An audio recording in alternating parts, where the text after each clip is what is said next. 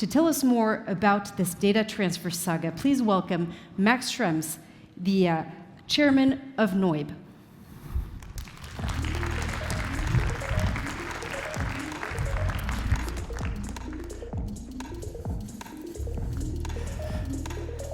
Thanks a lot for the invitation. I'm basically asked to speak a little bit about the whole data transfer saga and where all of this may end up. When we basically had this data transfer tool that was just explained, we already back then called it a bit of a house of cards, so who knows if that's really stable and what could potentially happen. This is the gift that basically was sent around our internal chat group after Trump came into office, because now we have this house of cards, but we also have an orange cat running around. And the big question is, what is the end result of this kind of situation now? Now, if you think about it, there could be a trade war between the EU and the US, or a specific member state. They now don't see the EU as one thing, but as individual countries. And that could, for example, massively increase the cost to even use a US provider, because there may be taxes, etc. So one of the biggest exports from the US to Europe is these services. One thing that came up now in the last couple of weeks also was discussions about, for example, an embargo against a member state. That was just recently speaking in Denmark, and they said, you know, we have this Greenland situation, and how about, for example, having an embargo? And that would mean that, for example, a US provider would have to suspend the services and basically have a digital shutdown, which for the US would be simple. Denmark has 6 million people, doesn't really matter.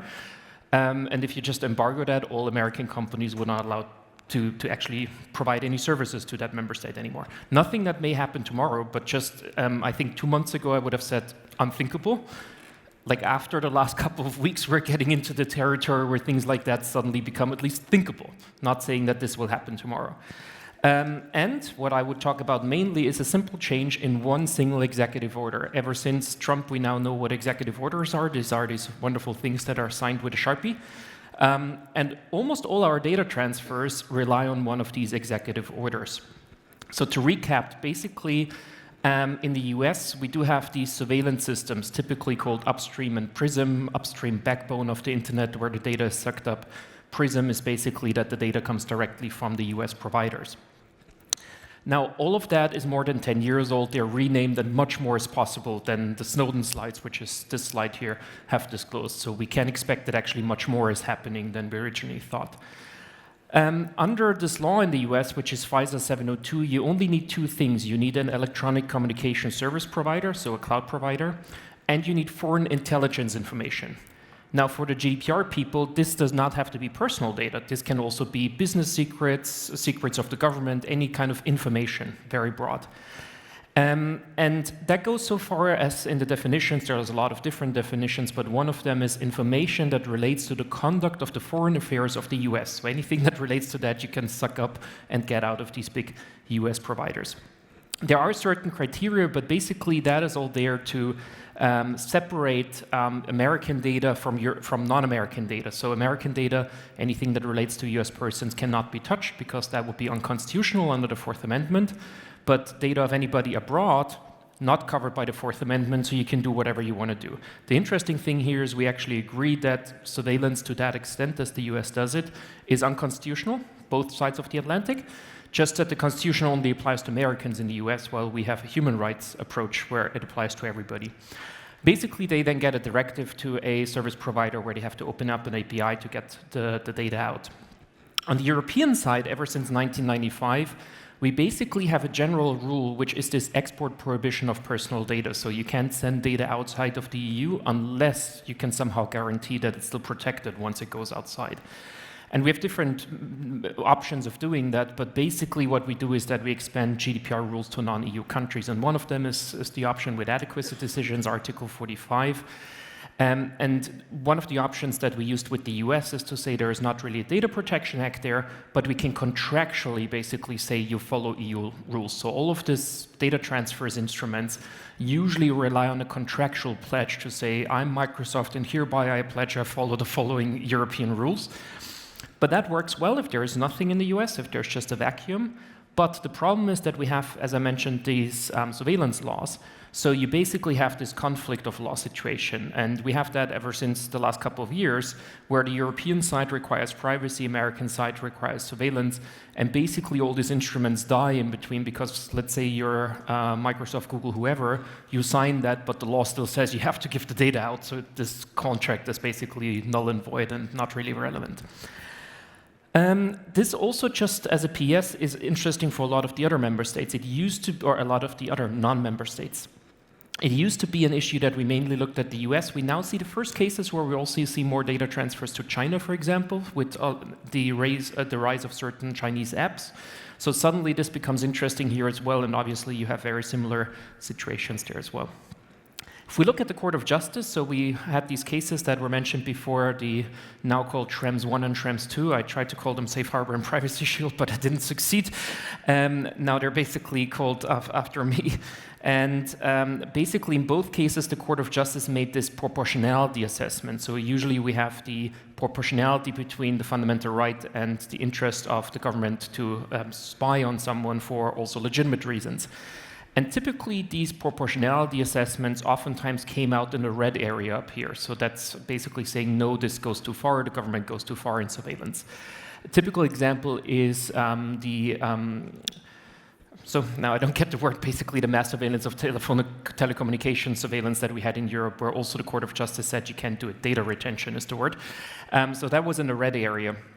But basically in these cases, when it comes to US surveillance, they said it's not just red, it's not just too much, it's actually a violation of the essence of your fundamental right, because it goes so far that it's even outside of this proportionality test, so to say. So it's quite interesting that the Court of Justice was actually very strong on these US surveillance situations.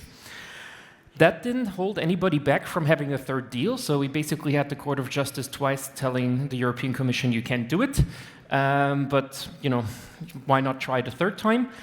And it was interesting that for about 1.5 years there was not really a solution. When we asked in Brussels, the answer was the US is not moving, the Court of Justice basically says these are the rules, there is no compromise. Then shortly after Ukraine happened, we suddenly had these two people having coffee in Brussels, and suddenly there was a deal. And that was quite interesting because what the lawyers weren't able to do for 1.5 years, suddenly these two people managed in an afternoon. I joked and was like, that's probably the reason why they're presidents and the lawyers are not, but suddenly we had a deal.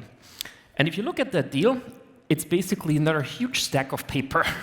And I'm oftentimes at legal conferences and ask people, evil as I am, first, you know, who has advised clients on the data transfer deal, all hands up, and ask the people who has read all the details of it and all the specific documents, all hands down. So we basically now even have lawyers that just don't read the details of these deals anymore and just approve it anyways. And that is where a lot of the trickery lies in these deals, is that no one really goes into the details of the actual text. I would just put out some specific elements to show you why maybe these data transfer situations are not as stable as we originally thought.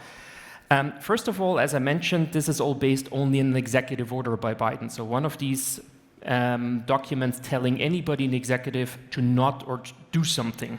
So it's not that they changed the law, they only have an internal order to limit the law, so to say. So what they do is that they have these executive orders, and what I forgot to mention is the new one is called 14086, so that's the current one, and that's the one that the European Commission usually held at the cameras and said, look at this wonderful new executive order. What they do not mention is that there has also been an executive order before, PPD 28, which is the one that Obama did. And this basically is more or less the same text. So they just reissued the executive order and didn't really explain to anybody that largely that's the same situation that we had before. What these executive orders do is that you have a very broad allowance under FISA 702. So you basically have a lot of options to surveil.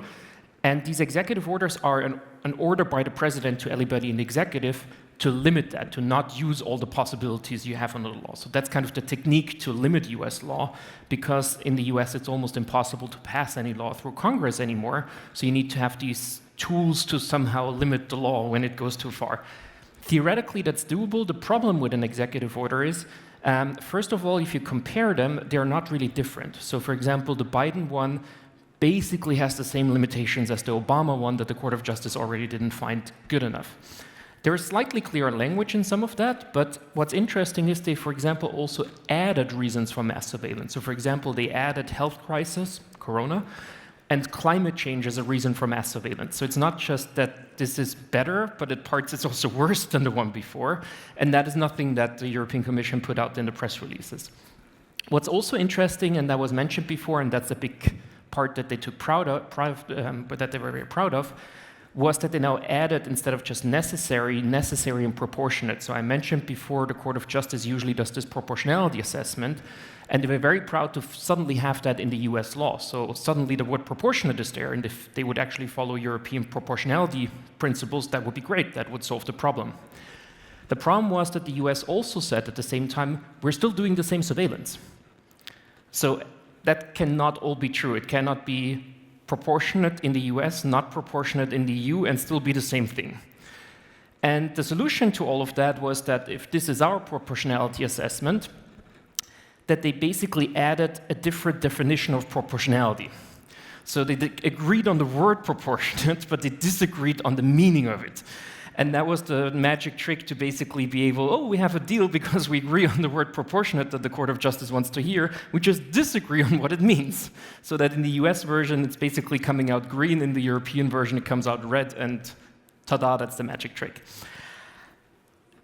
If this is all fine and good, which the Commission still maintains, theoretically, one signature by Trump can kill it, because he can kill that executive order, and that is the baseline for all the other things that they built in the legal thing. So if they pull out the executive order, the whole thing collapses.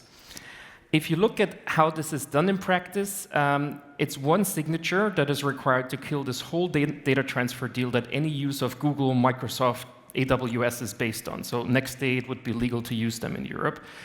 And this one executive order can even be overturned secretly. So that's one of the most funny things. These executive orders can be changed with a secret executive order. So on paper, we still see the one that we think is there, but actually, in reality, there's another one that happened in the background. So I was there the first night Trump got into office, watching him until 1:30 in the morning in this big arena where he signed his first round of executive orders, because there was an executive order that would kill most Biden executive orders. So we're like, if he's now signing this number, basically usage of US cloud providers in Europe would be illegal midnight. And turned out he basically killed, I think, half of the executive orders of Biden, but this one not. But there was a review phase for 45 days for any national security executive order. So we knew it got reviewed. We don't know what came out of the review yet. And that could actually be tomorrow another thing that he signs, and then it's done. So we have no clue how that's going. What could be an indication is there is this Project 2025, the big plan of government takeover, and there's a whole page just on this executive order and how Europeans force that on Americans and how terrible it is and how it should be killed. So it's quite interesting that of 200-something pages, that's one page, so 0.5% of this plan is killing this, which is quite interesting.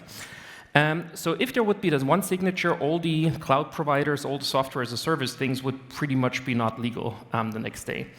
If we think about enforcement, so far we saw that the authorities, the data protection authorities, typically do not enforce any of this. We had years where there were no data transfer deals, there wasn't any enforcement on that. But, for example, at the General Court, there was recently a case, Bindel versus the European Commission, for one IP address going to the US without a legal basis. That guy got 400 euros in damages, non-material damages. So if you multiply that and you say you have 1 million people that all want to have $400, then you have a serious lawsuit coming up here. So that could also be a possibility.